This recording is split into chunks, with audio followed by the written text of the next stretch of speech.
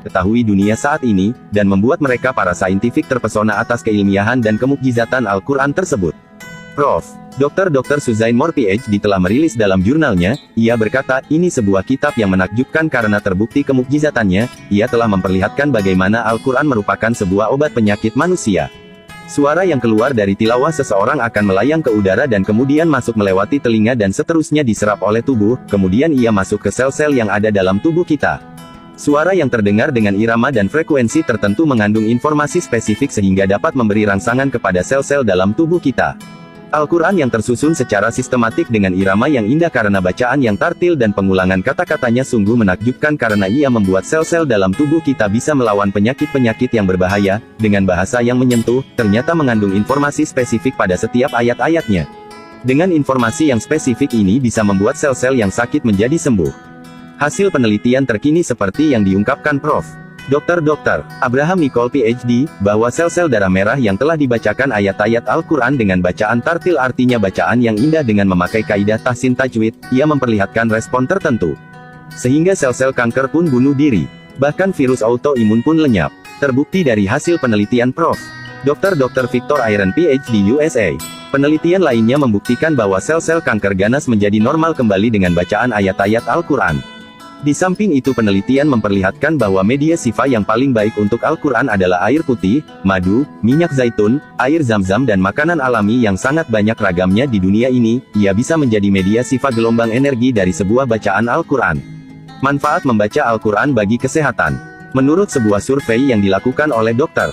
Al-Qodi di Klinik Besar Florida, Amerika Serikat, berhasil membuktikan hanya dengan mendengarkan ayat suci Al-Quran, baik mereka yang mengerti bahasa Arab atau tidak, ternyata memberikan perubahan fisiologis yang sangat besar. Termasuk salah satunya dapat menangkal berbagai macam penyakit. Hal tersebut dikuatkan lagi oleh penemuan Muhammad Salim yang dipublikasikan Universitas Boston. Mengapa di dalam Islam, ketika kita mengaji disarankan untuk bersuara, minimal untuk diri sendiri alias terdengar oleh telinga kita? Berikut penjelasannya, setiap sel di dalam tubuh kita bergetar di dalam sebuah sistem yang seksama, dan perubahan sekecil apapun dalam getaran ini akan menimbulkan potensi penyakit di berbagai bagian tubuh.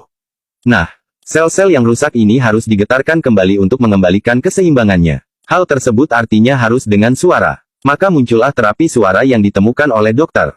Alfred Tomatis, seorang dokter di Perancis. Sementara Dr. Al-Qodi menemukan bahwa membaca Al-Quran dengan bersuara, memberikan pengaruh yang luar biasa terhadap sel-sel otak untuk mengembalikan keseimbangannya.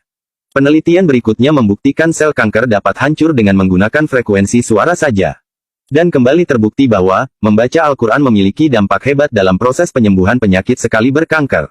Virus dan kuman berhenti bergetar saat dibacakan ayat suci Al-Quran, dan di saat yang sama, sel-sel sehat menjadi aktif. Mengembalikan keseimbangan program yang terganggu terdapat dalam Al-Quran Surat 17 Al-Isra, ayat 82. Dan yang lebih menguatkan supaya diri ini semakin rajin dan giat. Membaca Al-Quran adalah karena menurut survei, suara yang paling memiliki pengaruh kuat terhadap sel-sel tubuh, adalah suara si pemilik tubuh itu sendiri. Al-Quran Surat 7 Al-Araf ayat 55 dan Al-Quran Surat 17 Al-Isra, ayat 9 dan 10. Mengapa sholat berjamaah lebih dianjurkan? Karena ada doa yang dilantunkan dengan keras, sehingga terdengar oleh telinga, dan ini bisa mengembalikan sistem jaringan kita yang rusak. Mengapa dalam Islam mendengarkan lagu hingar-bingar tidak dianjurkan? Karena survei membuktikan, bahwa getaran suara hingar-bingar membuat tubuh tidak seimbang. Maka kesimpulannya adalah, 1. Bacalah Al-Quran di pagi hari dan malam hari sebelum tidur untuk mengembalikan sistem tubuh kembali normal. 2. Kurangi mendengarkan musik hingar-bingar, ganti saja dengan murotal yang jelas-jelas memberikan efek menyembuhkan. Siapa tahu kita punya potensi terkena kanker, tapi karena rajin mendengarkan murotal, penyakit tersebut bisa hancur sebelum terdeteksi. 3. Perbaiki baca Al-Quran, baca dengan tartil, penuhi hukum tajwid karena efek suara kita sendirilah yang paling dahsyat dalam penyembuhan. Dengan hanya tilawah yang baik dan tartil tajwid tahsin maka kesehatanmu akan terjaga. Insya Allah. Semoga bermanfaat.